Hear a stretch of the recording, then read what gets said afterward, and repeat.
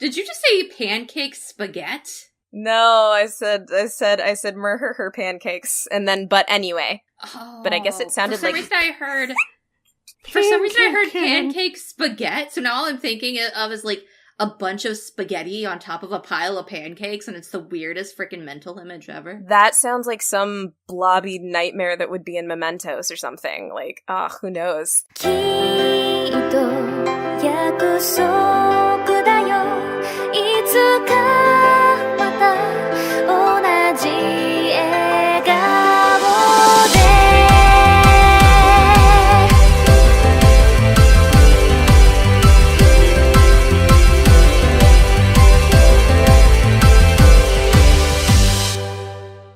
Hello, and welcome to episode 6 and 2 of Annie Chatbox. That's 62.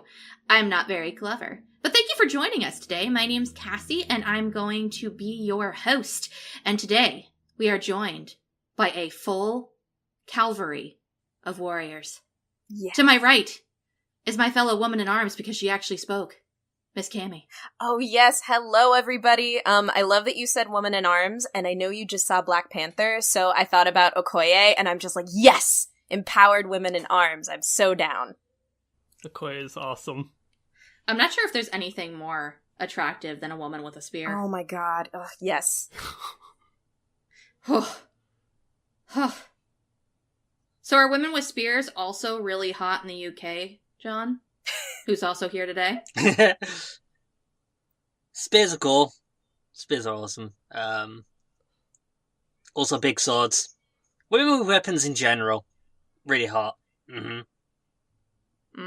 Craig, I need to have your input. Okoye in Black Panther is really badass with the spear. I mean, I haven't come across many other females with spears outside of, like, that girl from Fate Grand Order and I think a character from Soul Calibur. But, I mean, the jury's still out. Women with weapons are pretty cool in general. I like Soul Calibur. So what's up? Honestly, if I'm being entirely honest, I really love women with bows and arrows, too. Yes! Yeah. Yeah. That is a sexy weapon.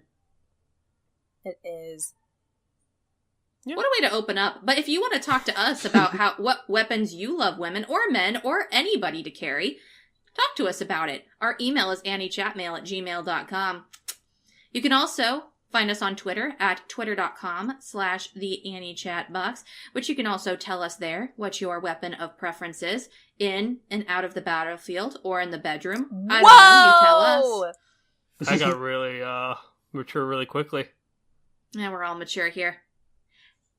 We're all adults here. Are and we? If you're a child listening, go and ask your mom what that means. But for now, let's continue.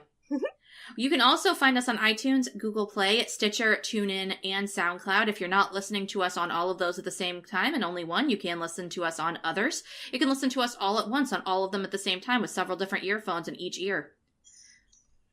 Be pretty hot. Yeah. That'd be kind of amazing. Also, if you find it in your, as John would say, heart of hearts to donate, we have a Patreon at patreon.com/AnnieChatbox.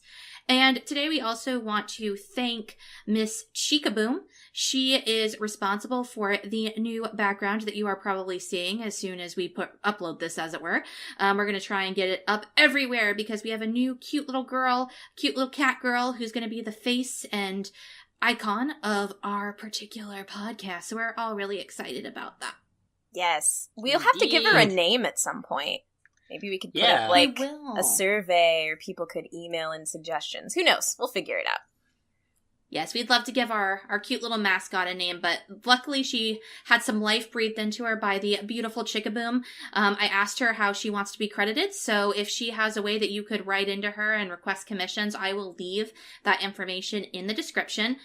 She has a Twitter, I believe, and also a personal website. We'll see what one is more convenient for her, and I'll put that in the description post-haste. But yeah, thank you so much. You are so awesome. She had a fast turnaround. Her prices aren't bad. You should definitely check her out if you like what you are seeing currently, because she is capable of so much more. Absolutely. Her art is so super cute, you guys. Like, Moe has, I mean, it's the definition is her art. You should go check it out.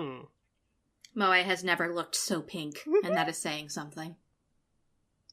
So that all out of the way, we are rolling right in to our second seasonal splash tank for spring 2018 because the year is actually going that fast. And also, the spring season is going really fast. Each show is like half over and we're only on our second splash tank, so this is going to be crazy fun. Yep. Soon we're going to be jumping right into summer, and I'm not going to know what's going on. All I know is I think we're getting a new free, and that's going to be fun. I'm so ready. I actually don't know a whole lot of the summer anime coming out. I know there's one that I'm super excited about that's in, I think it's going to be an OVA movie, which is Kase-san. Yes. I think it's getting, That I think coming out that's summer? coming. Yeah, that's coming out in summer. As far as I know. So we've got a lot of stuff that we're looking forward to in the summer, but right now we're talking about spring. So we're going to hit it off in the same order that we did last time, round robin style, starting with Miss Camuy. What's on the plate first today? Okay. What's there? So what we will be serving first to you in our splash tanks, I'm going to talk about the show called Shiyan Pin Jiating, or I believe in like English, the way that they've been translating it is Creature Family Days, something like that. And so this is about a family where both parents are mad scientists and brothers and sisters are modded as humans called creatures. The family member aims to be a normal family. So that's from my anime list. I'll flesh that out a little bit more. So you've got your main character who's like a 10-year-old like genius kid, and he and his family, like his siblings and his parents, all grew up in a science like facility institution. His parents, for experimenting on his brothers and sisters, ended up being arrested at some point. So now he and his siblings are out in the real world. They have a little apartment together that they're living in, and he's trying to basically get them all adjusted to real life. So he has an older sister who is like a spider mutant, so she has like spider legs. And then he has an older brother that turns into a dog randomly. There's a girl that just grows plants like all over her body, and she doesn't need to eat food. She just gets, sun, and she operates like a plant. And then there is a mind reader sister. So it's following their daily lives as Tanis, the young boy, is trying to get them all to sort of be normal. It's very much like a slice of life. It was based off of a manhwa, so basically a not Japanese like web manga thing. There's not actually a lot of detail about this show. In fact, when I looked for studios on my anime list, it said none were added and suggested I add one. So that's pretty funny. And so, yeah, this show is pretty much under the radar this season. I was enticed to it because it had really, really cute art and like promotional designs. And then with the storyline, I honestly thought it sounded cute and unique, and I really wanted to check it out. So what I found with the show watching it so far is that it's definitely a story with a lot of potential, but unfortunately the execution just falls very flat. It has the cute character designs, and art designs, but it is very, very, very like under animated. The actual things that happen are just very underwhelming. The story comes off as kind of dull and with weird tonal beats that don't really translate very well. The stories themselves are pretty small and simple. And as much as I wish that I had a lot of, like, feelings and attachment to it, it's just not really there. So it's a show that I'd consider harmless, but also not really worth my time, nor worth any of the host time. So, unfortunately, this show is going to sink, we will say, very gently into... Oh, shoot, into what? I don't know. They ate at this restaurant that was, like, on the pier of the beach in the first episode. So they can go take a dip in the ocean, I guess. That'll work. That's not too bad. Yeah, it's definitely harmless. You can find it on YouTube. The subbed episodes are actually up there. And give it a try yourself. Honestly, I want to check out the manhwa if it's translated. When I was investigating with our friend Suki earlier, we found out that only, like, the first chapter, I think, has been English translated yet. So it's going to be a bit of a wait. But, yeah. Gotcha. All right, John, what's on your first course? My first series for the night is Juushinki Pandora, which I believe... I heard something about it being a Japanese-Chinese collaboration, but I can't actually see anything about that. The studio is Satellite, who has worked on a good number of things, but probably not like main ones because it's listed Hellsing Ultimate, Log Horizon, Fairy Tail, Macross F though. I believe it's got very similar character designs and mech designs to what showed up in Macross Frontier. So,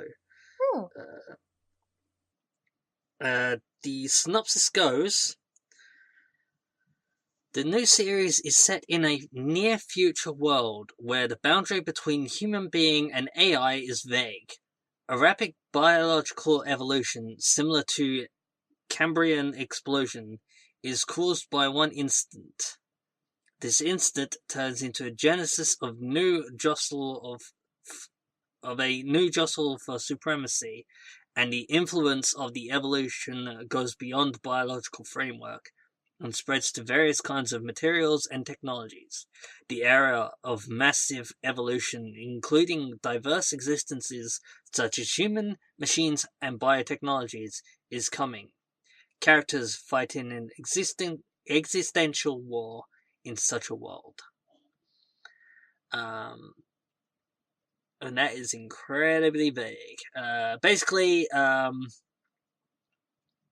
big explosion happened, and sort of animals and machines fused together to create new and wonderful monsters that decided human race has to die.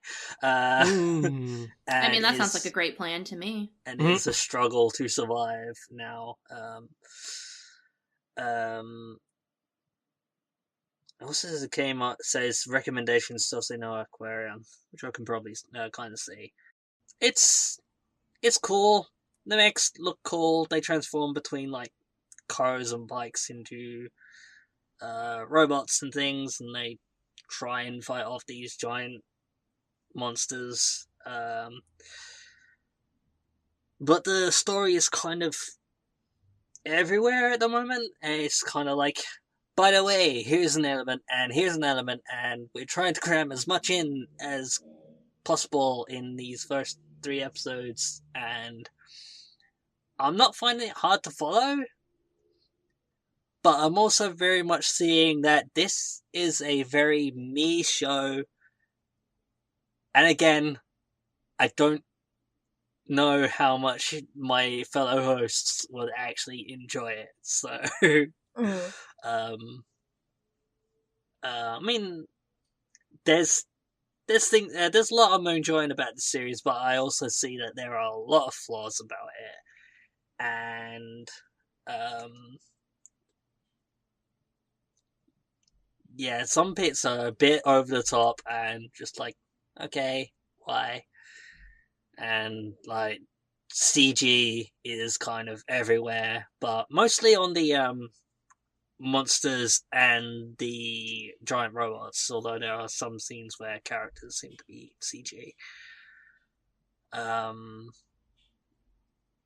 But unfortunately, I think I'm going to have to sync it, purely because I don't see anyone else really enjoying it here. Because unlike Macross F, which focused a bit more on Alto and his relationship with Lanka and Cheryl, and all of that, and a lot of other things to do with him, and like was more on the characters. This is like science, but pseudoscience and like survival.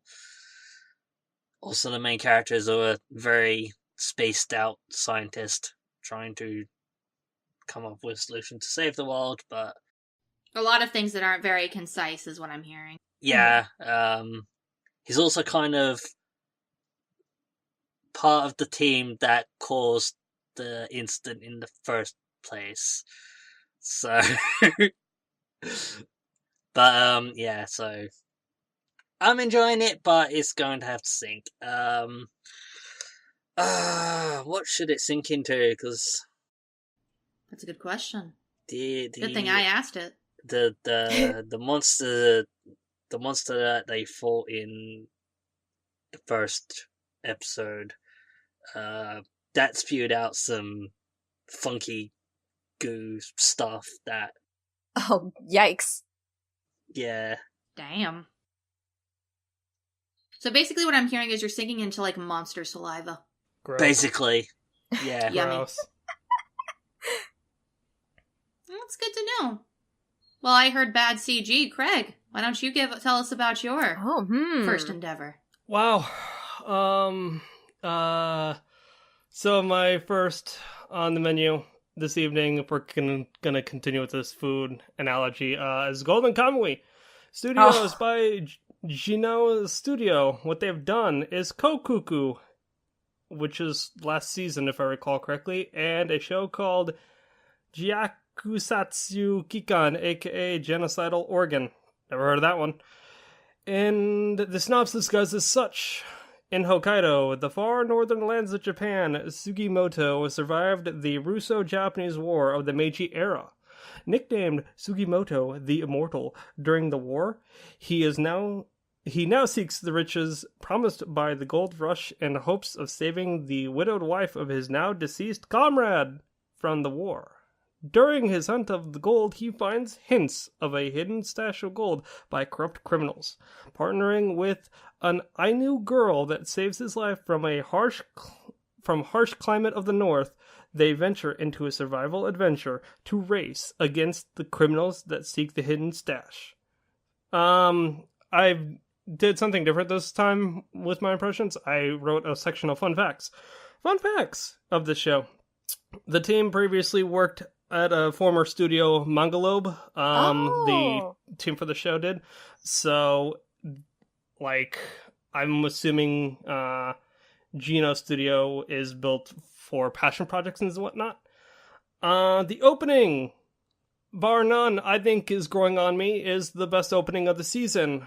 Man with the Mission. Check it out, Winding Road. And the manga author did short bibliographies for the Ainu culture in the tankobons, aka the volumes of the manga.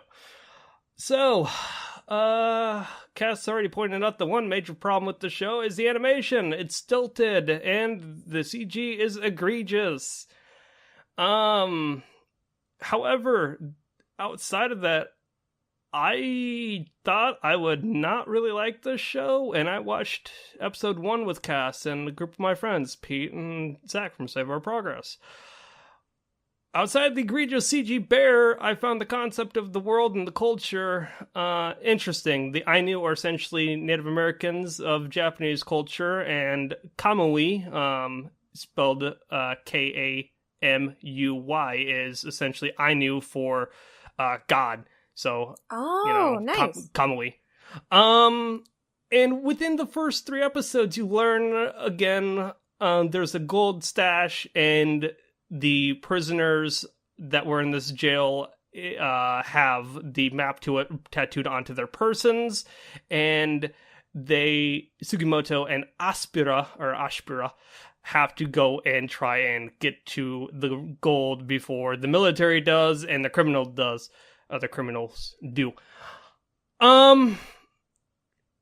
Yeah, like, I like it for what it does. I was rather surprised. I watched episodes 2 and 3 last night, and I actually really liked it for what it was. The manga is still ongoing. I feel as though this anime, will probably have a filler ending, or probably end in a not as satisfactory way, but just to see the interactions of Sugimoto and Ashpira, it's very fun. Like, episode 3, not to go too deep in the plot of that episode, but he finds the baby bear, and their interactions are just pretty comical.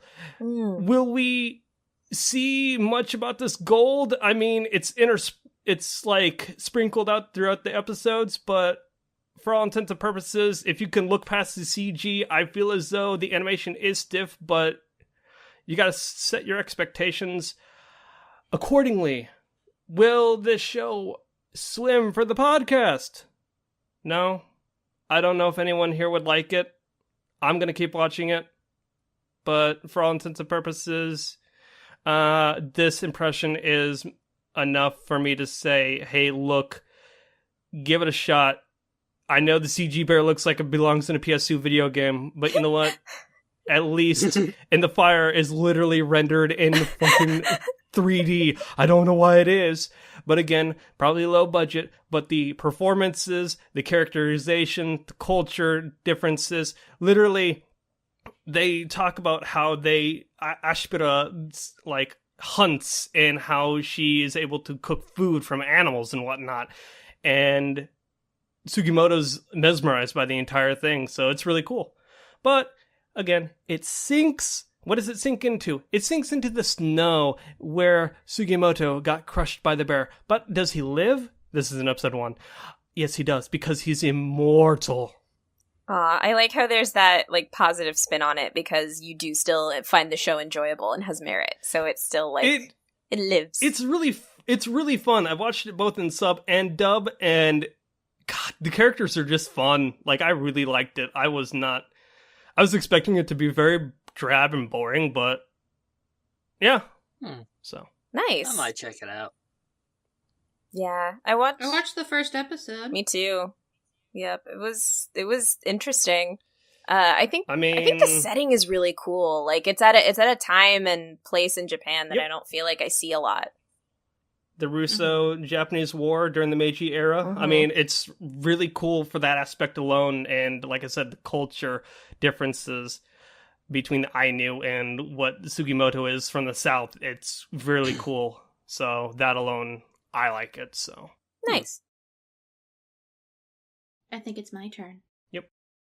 All right. I am going to be presenting to all of you lovely people today a little gem from the season called Wotaku ni Koi wa Muzukashii, also known as Wotakoi Love is Hard for Otaku, and boy is it.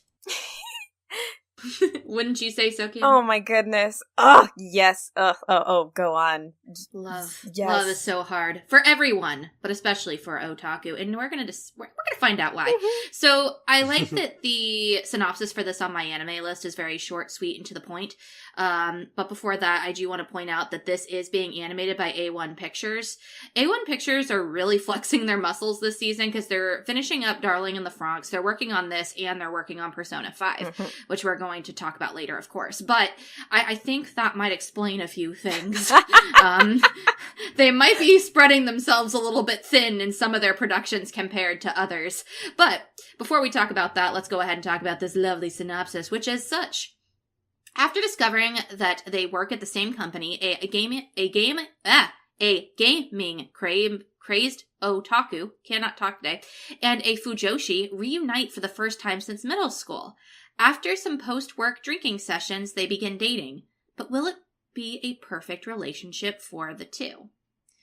When I picked this up at the beginning of the season, I was actually expecting something that might be a little bit comedic, but something that would also have like bits and pieces of drama. And I could not be more wrong. This show is just lighthearted to be lighthearted. It's possibly, I said that Build Divers was the feel-good show of the season, and that's because I watched it before I watched this show.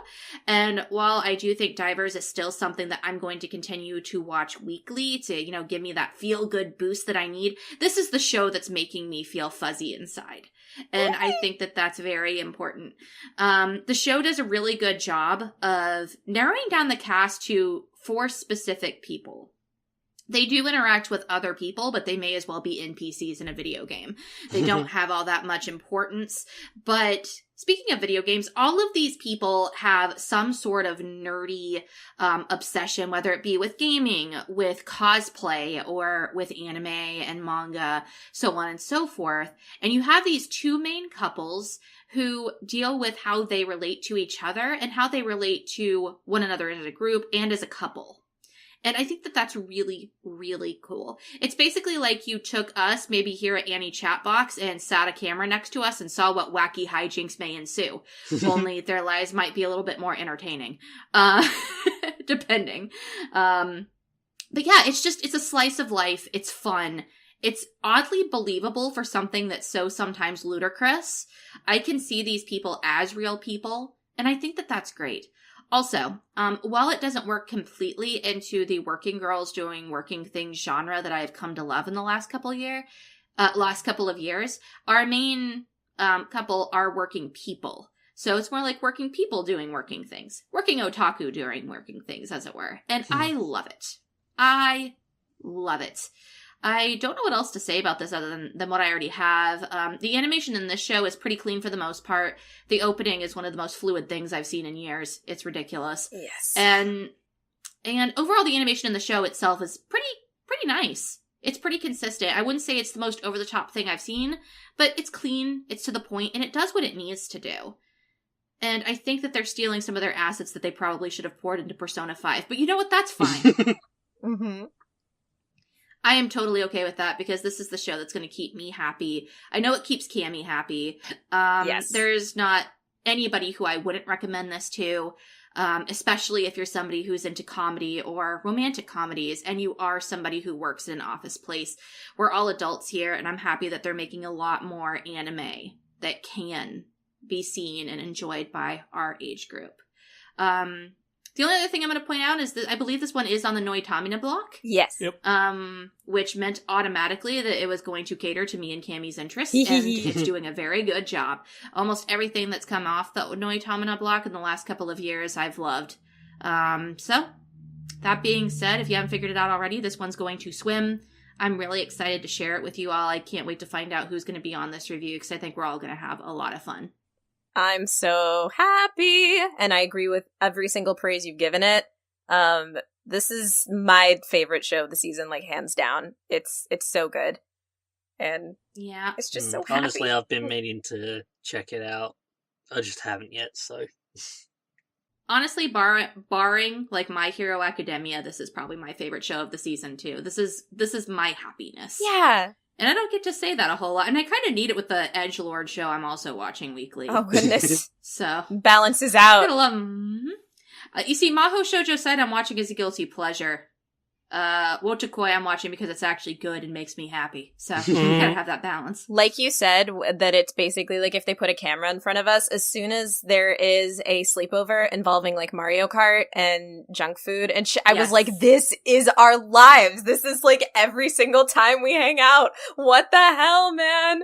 It's awesome. I also love that the two couples that they chose, even though they're all otaku, they couldn't be more different. Yeah, they're distinctive otaku.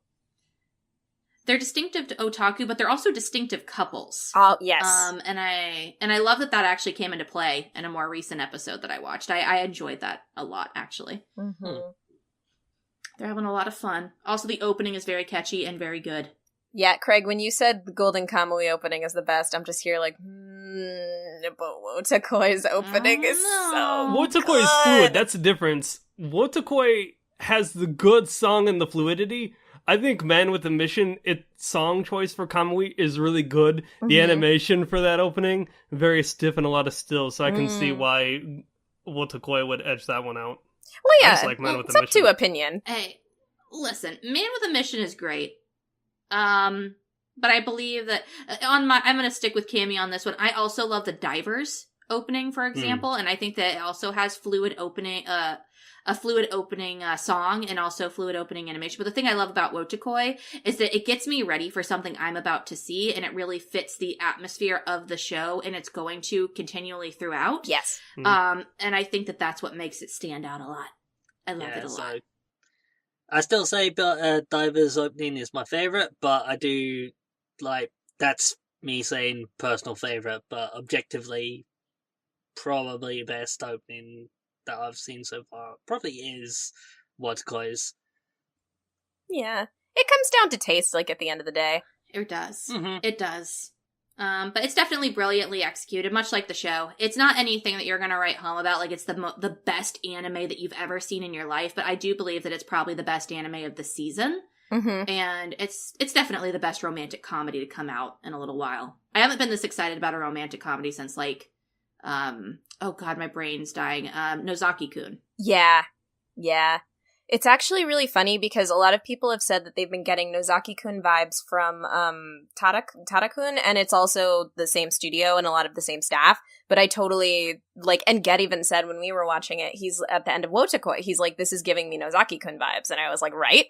Yes, it does. So it's it's a funny debatable topic, I guess. But I agree completely. I think Wotakoi is more similar, and it gets me pumped just as much. It gets me excited. I still need to watch Tada-kun, so I might change my tune later, but As of right now, this is my favorite. Yes. But moving on, we've been talking about Wotakoi for a long time because it's that damn good, but we gotta cycle back around, Cammy. We do. Get ready for this complicated dumpster fire of an impression of the anime, Persona 5, the animation, or as I like to call it, Akechi 5, the animation. And anyway, so as it is about, I'm gonna kind of manipulate the game synopsis that I found on Wikipedia since Mal is useless in this regard and doesn't have a synopsis up.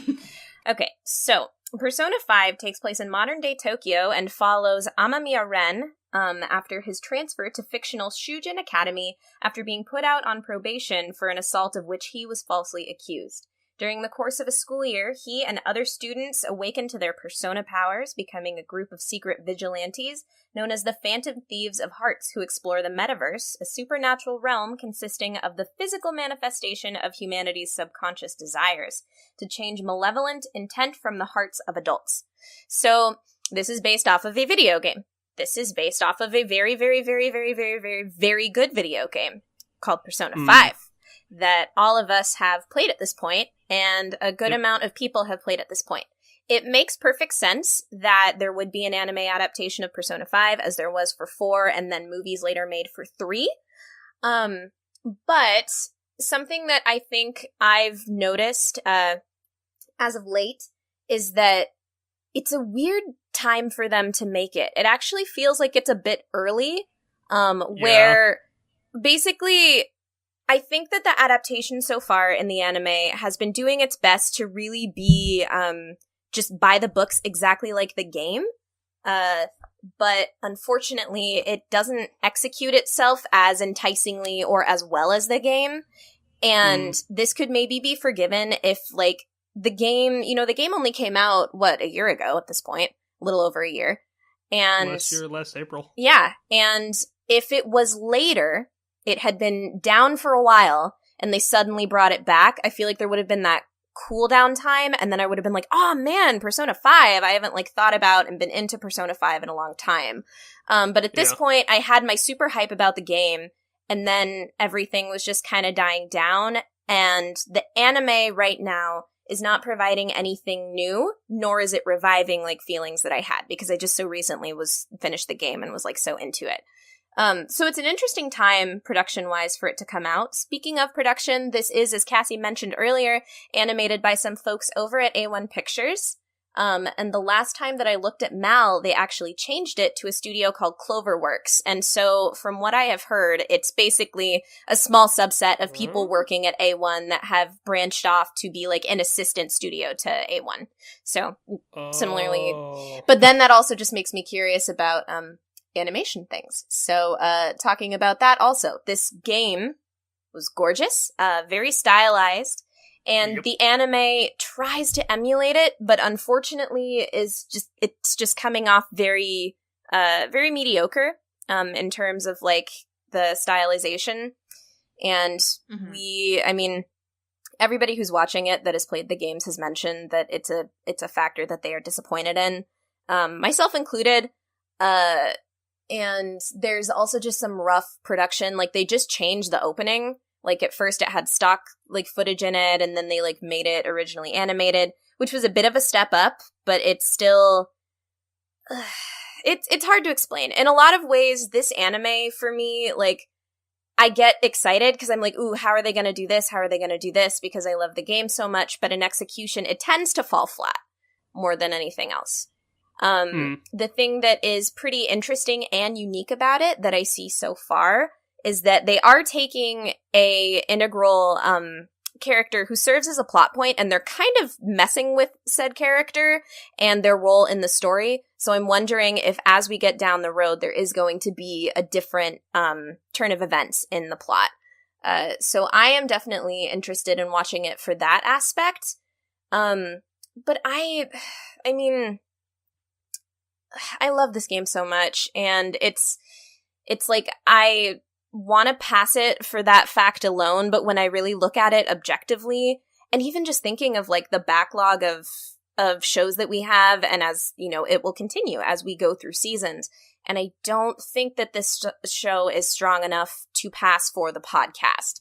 I know I will be watching it for personal reasons. I also know that Cassie will, and I'm excited to just go and message her on the side about it all the time in the future, but I don't think that even for the things that I'm really loving about it and the potential for it, I don't think that it's worth passing. So it is going to sink in a cup of Sojiro's coffee at LeBlanc. I mean, that's not a bad thing to I know, sink right? into, to be honest. Coffee Right? Dad's coffee at LeBlanc. Yes. But I know how you feel, Cammy. Maybe if we get super ahead of schedule, maybe we could revive it for a shoujo treehouse or a special we could just chat about and just sit around and be girls. But for now, I agree with you. That's a good choice, I think. Yeah, I mean, maybe even at some point, we could do an episode topic just about the Persona franchise and the adaptations as well. And so, yeah, there are definitely opportunities to talk about it, but I don't think it needs to be in our reviews. But yeah. I get that. Yeah. Thanks for Fair your enough. support. Also, Cassie helped me a ton because I was messaging her on the side for a while, and I was like, I don't know what to do, Cassie, what do? And she gave me some good advice, so thank you. Follow your heart that hasn't been stolen yet by the Phantom Thieves because you're too perfect. More like it's been Oh. stolen by someone else. Pancakes, but yeah, anyway. Pancakes. Did you just say pancake spaghetti? No, I said her pancakes, and then, but anyway. Oh, But I guess it sounded for some like- reason I heard. For some reason I heard Pancake. pancake spaghetti, so now all I'm thinking of is a bunch of spaghetti on top of a pile of pancakes, and it's the weirdest freaking mental image ever. That sounds like some blobby nightmare that would be in Mementos or something. Who knows? I will say that, though, also, with the art in this show, to be fair, I think that the art design is really nice. It's just that in motion and in animation, it doesn't really deliver. But you know what? Yeah. They are making some of my favorite characters just look gorgeous in every frame. Particularly, they always animate my favorite character beautifully, and I really, really admire that. So thank you. Thank you, Cloverworks, A1. I like the fact that the all-out attack was so bad that by episode 3, they had to make it look somewhat similar to the game. Yeah. Power the internet, y'all. Power the internet. Yeah. At least they're listening to feedback. That's cool. Yeah. Mm-hmm. They are, and we as viewers don't know what's going on behind the scenes. Yeah. Up until this review, I had no idea that a subsidy of A1 had been working on it. Me, So, for either. example, and if it's a subsidy or somebody who's just working with A1, it's just okay, so that may or may not be their most experienced people, and even if they are, how many people are working on this project? How much time do they have? Yep. How much of a budget do they have? Not being part of the main branch of A1, there's so many questions Yeah. that we are not going to have the answers to without some serious research. So Yeah. who knows? Maybe it's not all their fault, and maybe they are listening, but maybe they just got behind schedule and now they're back on schedule. Who's to say? That is so, so true. So yeah, apparently though also some people that don't have access to the game have been watching it, and so I mean definitely if if that's the route you want to go, definitely more power to you. I can understand that as well. All right, let's cycle back. John, next up, talk to me. Go! Alright, so my second series for the evening is Ginga Eiyuu Densetsu de Neue Thesis, aka Legend of the Galactic Heroes, and that subtitle to it was in German, translates to The New Thesis. It is by Production IG, who are known for coming out some really big series, though they have had a couple of not so good series under their belt, like Attack on Titan, and Guilty Crown, and Haikyuu, and let's see what else is on here that's not so good. I was gonna say if you say Kuroko, I'm gonna rage. I was gonna say, if you say welcome to the ballroom, then Production IG is one of those things that you hear the name and you instantly get excited, but you also in the back of your head are going, don't get too excited yet. They do a lot of really great things, but they're not It's so true. they've still got 100% accuracy, but they're high enough that I get excited when I see Production IG. Yeah. Yeah. They did the cutscenes for Persona 5. That's what I was gonna say. They have more hits than they have misses, because I am looking through this and I'm like, what can I point out that, like, I mean, that one's got a fan base, that one's got a fan base. I mean, there's things to like about these, so, I mean, yeah. There's things to love about stuff Production IG does. Yeah, so, I mean, you've got Attack on Titan and you've got Attack on Titan Season 2, which was... So, I mean, that's enough as it is. Season 3, get hype. Hopefully they do a better job with Season 3. At least it won't be as long a wait, I believe, between seasons. Season. But anyway, we're not talking about Attack on Titan. We're talking about Legend of the Galactic Heroes. So, the Legend of the Galactic Heroes is a really old franchise now. That has kind of vanished, though been like... I've had a lot of people telling me I should get into this franchise and that I would really enjoy it, and I just never got around to it, and now, hey, there's a new series, and as someone who hasn't actually watched anything from this franchise, what would I think about it? So that's the mentality I jumped in with. But anywho, the synopsis goes: in humanity's distant future, two interstellar states, the monarchic Galactic Empire and the democratic Free Planets Alliance, are embroiled in an never-ending war. The story focuses on the exploits of rivals Reinhard von Mussel and Yang Wen Li as they rise to power and fame in the Galactic Empire and the Free Planets Alliance. There is actually a third group, there's like three forces in space, but the third one is neutral, but they sort of really made a point of pointing it out. Like, there's also these guys, remember, they're neutral. But the synopsis doesn't mention them at all, and I've completely forgotten what they're called. I will say right off the bat, it's really pretty. And they are very handsome men. Kaiko team, right there. Interesting.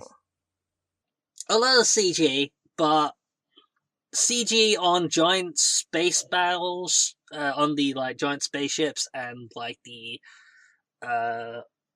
holographic lenses and things. That's fine. I think sometimes the characters are CG, but it hides it well if that is the case, because they don't look CG. Nice. But sometimes they give me is that CG? I don't know. So,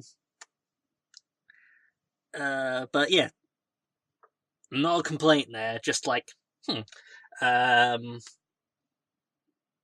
and episode 1 and 2 episode 1 opens up with Reinhardt and his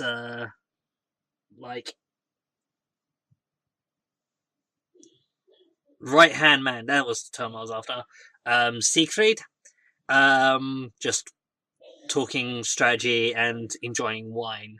And there's a fair bit of drinking tea going on in this series, I will say. Nice. And then it kicks in and big strategy meeting. We're kind of surrounded at the moment and at a huge disadvantage. We should retreat. And Reinhardt's like, fuck no, we're going straight in. And everyone's like, you idiot, we're gonna lose. He's like, nope, I will create us a victory. And then he does. Never tell him the odds. And it's really interesting, and you constantly get the enemy side going no, we'll turn this around. We've got the superior numbers, and then things don't go their way, and it's okay, these guys are just like quite soundly, without any difficulty, mowing their way through these fleets, and then there's a call to all broadcast to all frequencies saying that someone else on the enemy side is taking command, and that's when it gets really interesting. And episode 2 ends up being where I've forgotten his name now. Yang Wen Li steps in and is like, "I'm gonna be the rival. I'm gonna be the pain in your ass, and we're gonna constantly end up in stalemates because we have similar strategies and read each other." And that bit was like, okay, now you have my interest. But I was still hesitant to swim it on that. And then episode 3 happened, and we really got to see Reinhardt and Sieg's backstory, and their drives and their motives, and there's a bit of Code Geass in there with certain story elements. But I will say he's probably a much more Reinhardt is a much more likable character than Lelouch. But he does. I was about to say, you started to lose me real fast. Cause I wanted to throw that out there because he's not an antagonistic hero, at least not yet. But there's some Code Geass vibes in there that's gotten me really interested, but in a really good way. And I'm still humming and hawing up until this point about whether I should sink or swim this, because again, it's I'm really enjoying this series, but will anyone else kind of thing. But I think episode 3 sold it on me, and I am actually going to swim this. Awesome! And I hope I don't regret that. I mean, I think you got my attention as soon as you sounded very genuinely interested in, the characters' dynamics and the way that they are together, and I mean, that's what I live for. So I'm already if that is solid, then yeah, I'm eager to check it out now and see. Yeah, I mean, it does start off with these. I mean, Reinhardt, Siegfried, and I keep thinking Yang Wenli. Why am I struggling to remember that guy's name so much? They're all in their 20s. Nice. And surrounded by much older, bearded, veteran captains of these other ships, and they're constantly being "We've got a really good strategy. This will work." And it's no, you fool! You have no experience. You don't know how this works. No, I know what I'm doing. I know why. I know that stuff has happened in the past similar to this, and it failed. But I am seeing a way to make it work, and then actively winning the attention and proving to them, no, I do know what I'm doing. And you've also got a bit of them being well, are the old folk just gonna fade out of existence now because we're worthless compared to you now? Or no? And so there's a lot of really interesting dynamics of character interactions and the way people view them and stuff. So yeah, I'm really enjoying it. And I think there is a lot to like about the series, even if you're not too into the whole space opera thing. I think you might, I'm not sure how much of it is going to be the giant tactical space battles that episode 1 and 2 was. I do say give it the 3-episode try if you haven't warmed up to the characters and become interested by them. By that point, then fair enough. Drop it, sink it. But I'm really enjoying it. I think there's a lot to like about the series, even as someone who knows nothing about the franchise. So Yeah. So is that a sink or a swim? It's a swim. It's a swim, sorry. Okay. All right, good to know. We will look forward to it. I do know this is one of those animes that, not this one specifically, but the original is one of those ones that is like, you need to watch this if you're an anime fan. So Yeah. I've heard that. I still feel like I want to go back and watch the originals just to compare. But even without that knowledge, I think I didn't go into this thinking I am completely lost. I don't know what's going on.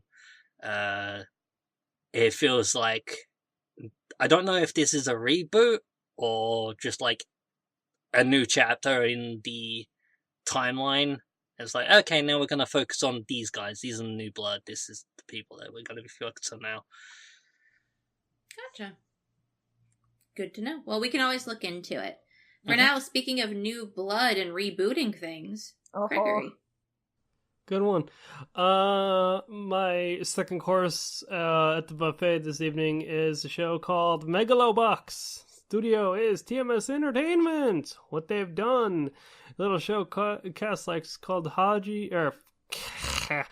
Kami-sama Hajimashite, aka Kami-sama Kiss, and they've worked on D. Greyman and D. Greyman, the second season of D. Greyman Hollow. Synopsis goes as such: to be quiet and do as you're told, that's the cowardly choice. These are words Junkadog, an underground fighter of Megalo Box, an evolution of the boxing that utilizes the mechanical limbs known as gears in order to enhance the speed and power of its users. Despite the young man's brimming potential as a boxer, the illegal nature of his participation forces him to make a living off throwing matches as dictated by his boss, Gansaku Nanbu. However, this all changes when Megalo Box's champion Yuri enters the shabby ring under the guise of just another challenger. Taken out by a single round, Junkadog is left with a challenge. If you're serious about fighting me again, then fight your way up to me in my ring. Filled with overwhelming excitement and backed by the criminal syndicate responsible for his thrown matches, Junkadog enters Megalonia, a world-spanning tournament that will decide the strongest Megalo boxer of them all. Having no name of his own, he takes on the moniker of Jo as he begins to climb from the very bottom of the rank list of fighters. With only 3 months left to qualify, Joe must face off against opponents that the likes of which he's never fought in order to meet the challenger of his rival. Fun facts about this show. This is a spiritual successor to Ashita, or Tomorrow's Joe. And obviously, Junkadog calls himself Joe, so there's a callback there. This show also, the raw footage was rendered out in 1080p, but it was downscaled to standard definition, then re-upscaled to 720 to give it an early 2000s look. This, what is it? The director wanted it to look older, but not give the artist, like, make it look more, put more work on the artist, so he just said, hey, just render this in such a way that makes it look blurry or grungier. And surprisingly, when I looked into this to try and fact check this, apparently a lot of people are very divided on this, where I've seen some anime YouTubers say, it's such a beautiful looking show, but why would you downscale this thing when the animation's so well done? And to that I say, hey, I mean, the story alone is pretty interesting. If you ever seen Rocky, if you ever seen or read Ashita no Joe or Tomorrow Joe, if you ever read or seen Hajime no Ippo, then you know what this is. It's a boxing story. It's the underdog trying to get his way into the ring and take out the champion. You know, hearts on fire, I am the tiger, that sort of thing. So basically within the first 3 episodes, it's, what the description that I just said states. He gets bopped by Yuri, and Yuri says, get to my ring, bitch. And he's like, I'm gonna go fight that bitch. And in episode 3, you see his beginning of training where he gets a better gear to essentially be on par. But he's also learning the fact that he always never blocks. He needs to learn how to counter. He needs to learn when to see the right strike in the opponent to break their defenses and that sort of stuff. And that's what Nambu is. He's essentially his coach. Like all boxing is. They have the guy that's wise beyond their years.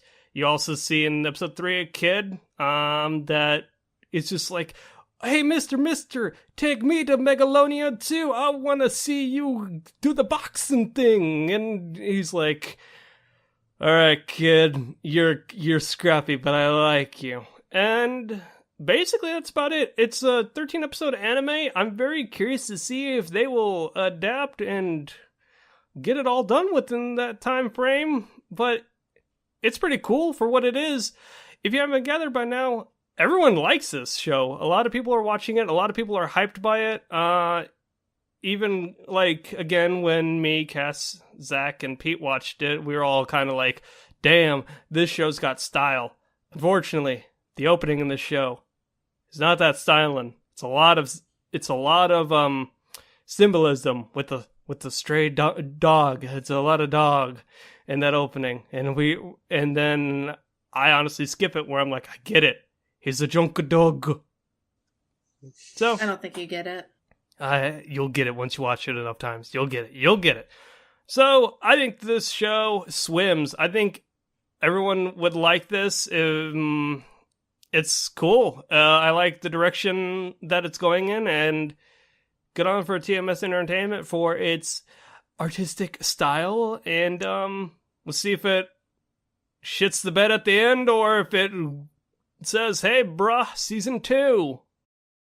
I'm excited. Are you? I am. Yeah. Yeah, you watched episode 2, right, Cass? You liked it? I did. I haven't watched past episode 2 because I've been super busy. We have a lot of anime to watch this season, and I've actually been watching more other people's animes than my own. Yeah. Which says a lot. But I like this show. It really does give you that old school anime feel, and that little tidbit of fun information you had was actually kind of cool. I like that they're going that far to keep that aesthetic. Yeah, I've only seen the first episode, but I really, really enjoyed it. Get loves this show, and it makes total sense that it was the way it was scaled, because when he downloaded it for maybe potential editing purposes, it was like, oh, wait, this doesn't look as good at, just giving it that like second glance. Yep. The music and style of it's so cool, though. And I don't think there's any visuals in the ending, but I love the ending song. That vocalist, Nakamura Emi, I just love her voice a lot. So shout outs to her. Nice. Yeah. It swims in the ocean as a part of Junkadug or Joe's training regimen, because that boy's got to get in shape for 3 months to qualify for this tournament and be this eternal rival. He's swimming in the ocean, so he literally is ignoring, I think it was Cammy drowning one of her animes. With this cute little family! Oh, man. Yep, swimming right on past. Cammy's literally murdering a family, and he's just like, one of them's a dog! Good. I can't now. I rescind my sync. No! It's too late. It's too late, Cammy. It's dead. It's too late to apologize. No. It's too late. Speaking of things being way too late, ooh, on the timeline, or maybe the darkest timeline, or just being in the wrong timeline altogether. Oh shit! I would like to talk about Steins Gate Zero. So I get it. Yeah, no, there's a lot of hype for this show. I actually today, I've been going back and forth on this one a lot, and I'm going to explain why. But I actually looked up today just to see like how the community was feeling about this show. So I went and looked up Steins Gate Zero, and it currently is sitting at a 9.14. Damn. Are you surprised? On my anime list. I am, and I'm not. I mean, I know the original is like priced up the ass. It was, but it wasn't always. You have to realize that it gained that hype over time. Fair point. And I wasn't necessarily thinking that just because something was a sequel, that it would be amazing. For example, season 3 of My Hero Academia, last I checked, only had like an 8 or something. And it's also got just as many episodes out at this point, and that show also is rated pretty highly. So you can't just think that just because an original show got, like, highly regarded, that its sequel is going to get highly regarded right out the bat. Yeah. Especially because, it's taken into consideration at this point when we're at the time of this recording, we're about halfway through the season. So this is a culmination of reviews that are probably coming in. It kind of bothers me that my anime list even lets you rate something before it's over. Yeah, I was about to comment and say the exact same thing.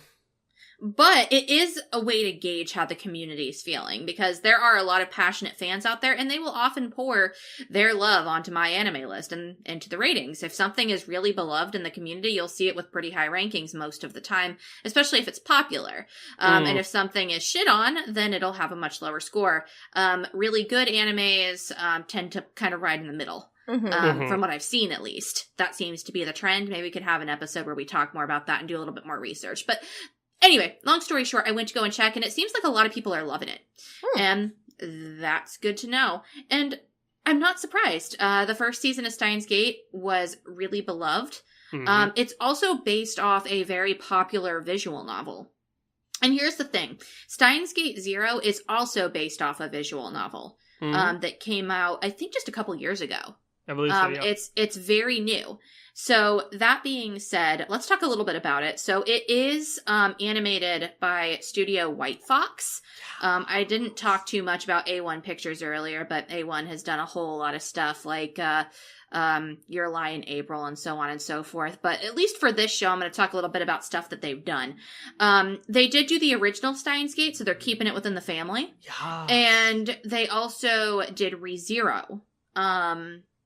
In addition to Katana Gatari, which I'm bringing up Katana Gatari because I believe that this shows that this animation studio really likes to flex their muscles in a lot of different ways. None of these shows look the same when you compare them to each other. And I think that that's very important. And the reason why I brought up A1 is because while I do love A1 Pictures, something that a friend of ours, Zach from Save Our Progress, brought up to me is that on a lot of A1 Pictures productions, as clean and beautiful as they are, they use the same character designer. Where this studio, by comparison, goes out of its way to obviously emulate the source work, if there is a source, but they also like to put their own little gloss on it that always looks a little different. So I'm always really excited when a new White Fox show comes out. Also, let's talk about the synopsis, shall we? For those of us who have not played the game, including myself, it'd probably be good to, put a little bit in the pot here that everybody can digest while I talk. So, the dark, untold story of Steins Gate that leads with the eccentric mad scientist Okabe struggling to recover from a failed attempt at rescuing Kurisu. He decides to give up and abandon his lively scientist alter ego in pursuit of forgetting the past.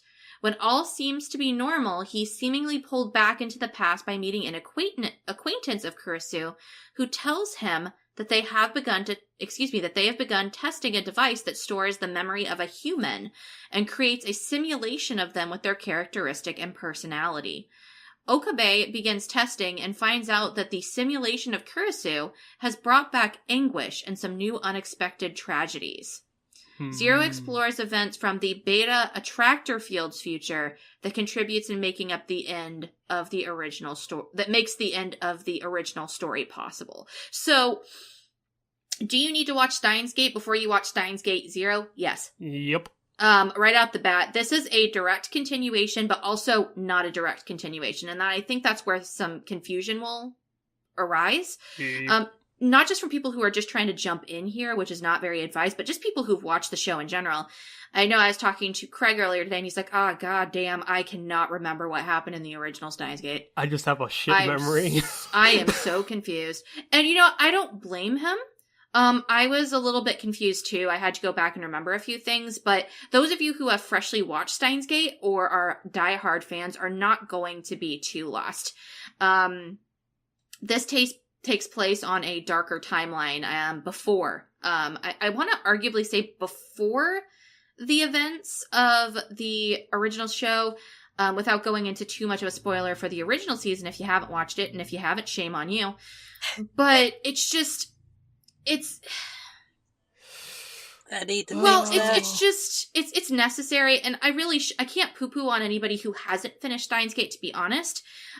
Before I talk more about it, I do want to talk about my experience with the original Steins Gate, because that's actually going to play a lot into my impression and my overall feeling about this show.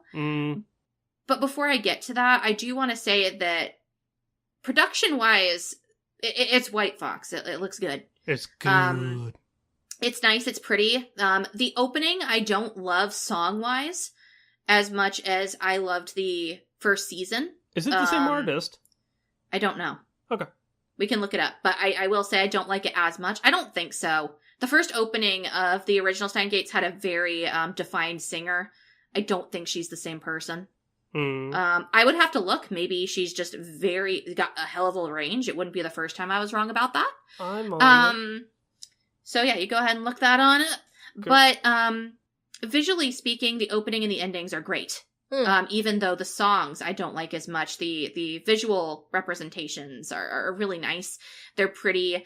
This show is a hell of a lot darker than the original Steins Gate, and it shows in the color palette of the show itself. It also opens in winter, and I think that's very important literary-wise.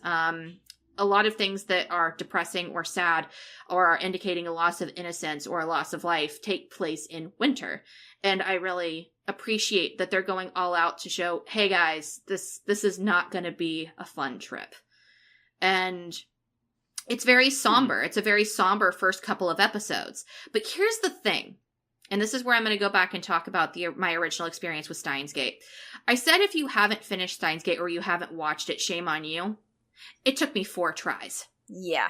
Because the first time I watched Steins Gate, I got through the first episode and I was so bored that I immediately dropped it. I normally give something more than just 1 episode, but I was like, oh, okay, well, I'm not invested. I feel nothing. And then I had a lot of people say, hey, Cassie, this is a show that you will love. Knowing how you love things, or things in the previously in your anime history that you've loved, you will love Steins Gate. You have to try it again. So I did. Dropped it by episode 3. I was still really bored. And then the exact same thing just kept happening until a couple of years ago, I finally sat down and said, you know what? I'm going to watch this whole thing. And I'm going to get back to my friends who keep pestering me to watch it. And I did. And while it is not the best anime I've ever seen, I do believe that it deserves the praise it gets. It's a really good show. And people were right. It is my cup of tea. I love this depressing bullshit. Very good story. And I love when little tiny intricacies are sprinkled throughout a plot and they come back at the end with a bang. And that is something that Steins Gate, the original visual novel, as far as I'm aware, I've not played it yet, but I do have it. I own it. But it's one of the things that both the visual novel and the original anime get praise for. And here I am, watching Steins Gate Zero, another visual novel that has been praised for its storytelling. And I am so bored. The first 3 episodes, while setting up the somber atmosphere, it really needed to try harder because it's so somber to really pull you in, to not make everything seem as drab as it was. I know what they're trying to do, but it's almost overkill. Like, they need to have more bringing me in. My problem is, because of my previous experience with Steins Gate and because of the community reaction, mostly to the original game, but also the anime itself, so far, I don't know if in good conscience I can sink it. Because it has a history of doing this. Right. Yeah. Of starting out slow, but for a reason. Right. And there are definitely story I can already see them. I can already see the sprinkles. I can see them there. I can see those story pieces. I can see them there. But they're just not intriguing yet. But that doesn't mean that they won't be later. That being said, I am going to swim it. Okay. Mostly because I feel like regardless of how we end up feeling about it, whoever chooses to join me on this adventure, I'm there. It's something that I do think that the community is talking about, so we should definitely talk about as well, just based on that alone. Mm-hmm. Yeah. But also because if this was any other show that I didn't have any previous, I guess, experience with, any previous history with, I probably would have dropped it after episode 3. But knowing what I do about this show and about the studio and about the games and about its following, I think that it deserves a chance. Mm-hmm. Yeah, so I'm agreed. going to give it to it. And side note, something I do want to mention, this is being simul-dubbed. Nice. If you do prefer dubs, definitely check it out. It's the same cast, I believe Craig said. Yes, it is. One thing that I do want you to do, though, just out of pure hilarity, if you're going to watch the dub all the way through, go ahead. But at least watch episode 2 and episode 3 in Japanese as well, because they've got beautiful English, and English is never translated into a dub well. It is great. That is interesting, because in the dub, Monica Rial voices one of the characters, and she speaks Japanese for a hot minute, but then switches it to an American dub. So the blonde guy you're talking about just speaks English, straight up English, and Okabe just kind of acts awkward around him. I haven't seen how they've done it in the dub, but basically I can see that working out. But in the dub, in the sub, it's just so fucking hilarious. Nice. The American blonde gentleman tries so hard to be extra, and he speaks English, but it's of course a Japanese person speaking English, so it sounds off. Mm-hmm. And then the thing that I appreciate from the actor, though, is when he speaks Japanese, he does it with an American accent. That's awesome. And you can tell that they're taking that extra effort to deliver this American, or whatever he is, scientist, I can't remember what country's, a European scientist, who is just very blatantly trying to communicate and just is suffering horribly. He's doing a terrible job. And whoever that actor is doing a great job. So if you're going to watch the dub. I have no problem with that, but at least check out the sub. Yeah. It's freaking great. Also, I believe that everybody from the original is also returning on the Japanese sub, I believe. Sweet. I'd have to go double check. But yeah, I'm not going to talk too much more about it because I've already been rambling for a long time. A lot of setup was needed for me to pass this one. For sure. But there's a lot going on here that I can't dive into. But one thing I am going to say is that if you're not a fan of the whole AI or time travel niches, yep. For one, don't check out the original Steins Gate, but the thing is that I believe that Steins Gate is one of the few properties that does time travel correctly. Yes, it does. And but if that is something that's immediately going to turn you off, know that that is an aspect in this show. And so is AI, at least in the second season, this Steins Gate Zero, they utilize artificial intelligence. Mm-hmm. But one thing they're doing with it is they're utilizing how artificial intelligence affects, the humans who may have interacted with that artificial intelligence while the person was alive. Mm-hmm. Because the artificial intelligence is based off of people's memories, which is pretty interesting. So it does a lot of interesting things, but if you're not a fan of that, then it's here. Trigger warning, I guess. Mm-hmm. And 2, do not watch Steins Gate Zero if you have not seen Steins Gate. You will be so confused. You will not just be bored, you will be bored and confused. Don't do it. Just go and watch Steins Gate, then watch Steins Gate Zero. I have 2 things that I got out of this since I watched the first 2 episodes myself.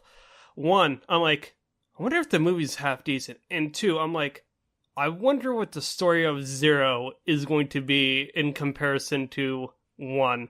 I'm not going to say too much on that, but I'm just theorizing what this does in the grand scheme of things, what the resolution, the conclusion of the show will be, because it is 23 episodes, so I'm very curious.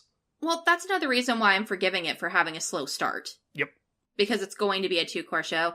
And with us passing it, I'm going to be honest, I'm probably going to put Zero on hold and go back and rewatch the original Steins Gate before I watch this show again. Yep. Because I feel like I'm forgetting some things that are important. Yeah, I can get that. Even though this is technically a different timeline. I mean, the last sentence in the Mouse synopsis says it. Zero explores events from the Beta Attractor Field's future that contributes to making the ending of the original story possible. Yeah. So I feel like to fully appreciate Zero, I need to rewatch the first season anyway. Yep, so. the alpha timeline. Yep. So on both of my shows, I went on for quite a while. That's all good. But yeah. But I think that's everything for today. Does anybody have any questions for each other before I list the sinks and swims we have so far? Or just general thoughts about the spring season? Because it's kind of interesting, because I thought this was going to be one of those seasons where we were having a hard time passing too many, and I just feel like a lot of us have been really underwhelmed, which is really interesting.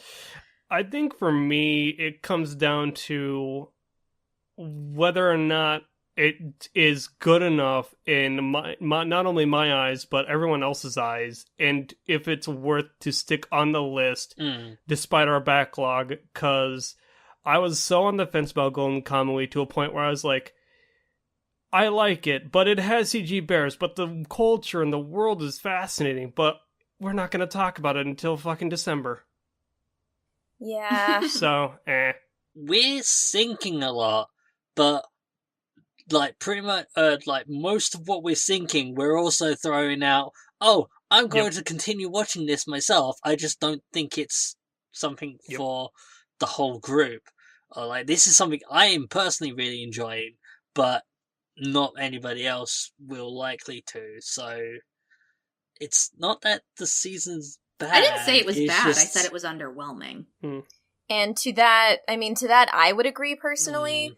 But I also have to just give myself, I have to know that the way that I'm viewing this season so far is very personal, because I have a ton of attachment still to Winter, because for me personally, Winter was crazy strong.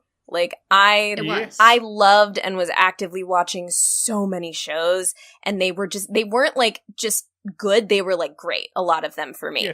And this season, not too much caught my interest, and for the most part, a lot of them just aren't giving me as much enjoyment as I was in Winter. So I think I'm kind of unfairly being I just miss Winter, spring is meh.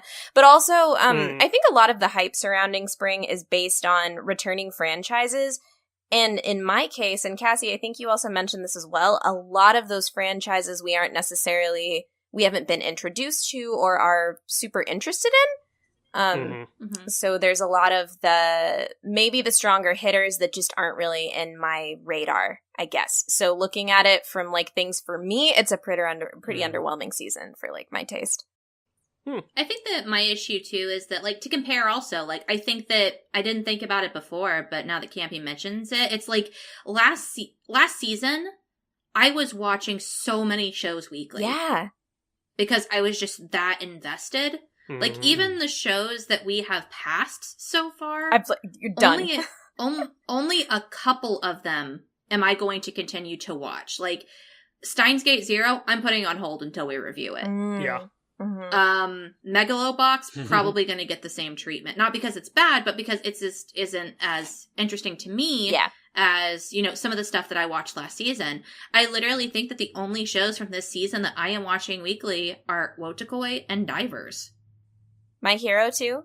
Or is that... And My Hero, I apologize. But from things we've swam, is what I'm saying. No, I feel you. Yeah.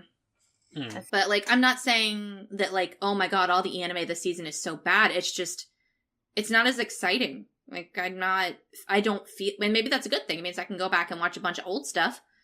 And might be more excited about reviews that we're going to be doing soon. Yeah. I won't feel as overloaded, oh man, I gotta watch all of Thunderbolt Fantasy, but the new Steins Gate Zero is out. Like, that's not going to happen. Yeah, I agree. Pretty much exactly. I guess we'll see once we get to these reviews, but we are not going to be getting to them for a while. Next time we're going to be doing our host choice, and Craig gave us something pretty interesting that I may or may not have Easter egg to. So we'll be doing that next episode. But for now, I think we can sign off. What do you guys think? Yeah, I agree. I'm hungry. I'm going to go get food. Same. Okay, well, before we go, I'm going to go ahead and very quickly let everybody listening know that as of right now, we have sunk Cutie Honey Universe, Maho Shoujo Ore, Comic Girls, Maho Shoujo Site, tentatively My Hero Academia Season 3, Sword Art Online Alternative Gun Gale Online. Adding to the sinks today, we also have Golden Kamuy, Shiyan Pin Jiating, Persona 5 The Animation, Juushinki Pandora, and honestly, everything else has swam from today. So our swims so far have been Wotakoi ni Koi wa Muzukashii, Wotakoi Love is Hard for Otaku, Steins Gate Zero, Ginga, Eiyuu, Densetsu, long title, long story short, Legends of the Galactic Heroes. Excuse me. And then Megalo Box, Tadakun Wakoi wo Shinai, Gundam Build Divers, not Sword Art. Actually, that's it. We didn't swim anymore from last time. Oh. We were pretty harsh last time. I was going across the list again, and I was like, wait, we didn't pass Sword Art. So yeah, that's our list for now. I don't think I missed any. If anything, I just confused myself minorly, but we will be taking a week off to do something fun next week, and then we will wrap up the rest of our impressions the following week, and we will have a full list for you. Until then, oyasumi, everyone. Good night! Peace. Bye-bye.